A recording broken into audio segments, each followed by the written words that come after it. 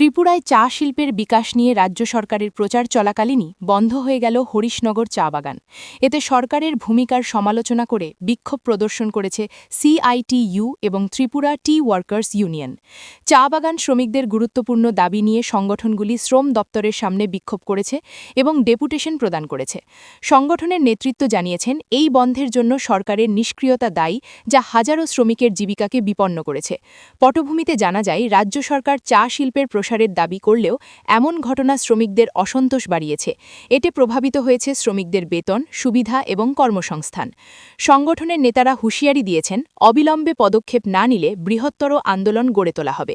এই ঘটনা রাজ্যের চা শিল্পের ভবিষ্যৎ নিয়ে প্রশ্ন তুলেছে, যা শ্রমিক অধিকারের বৃহত্তর লড়াইয়ের সূচনা করতে পারে।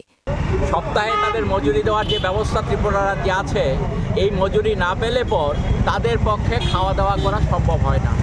এই অবস্থায় বিভিন্ন সময়ে মালিকরা উল্টোপাল্টা কাজ কখনো কখনো করেছে, আগেও আমরা দেখেছি। সেই সময়ে রাজ্য সরকার শ্রমিকদের পাশে দাঁড়িয়ে তাদের খাবার যাতে সমস্যা না হয় তার জন্যে ব্লকের থেকে অথবা অন্য কোনো জায়গা থেকে তাদের জন্য কাজের সুনির্দিষ্ট ব্যবস্থা করা হতো অথবা খাবারের ব্যবস্থা করা হতো, যাতে উপোস কাউকে দিতে না হয়। কিন্তু আজকে এমন একটা শ্রমিক বিরোধী সরকার আজকে ত্রিপুরা রাজ্যে আছে, বিজেপি সরকার, যে সরকার মুখে কথা বলা ছাড়া ত্রিপুরা রাজ্যের মানুষের কল্যাণের জন্য আজ পর্যন্ত একটিও ভালো কাজ তারা করেনি।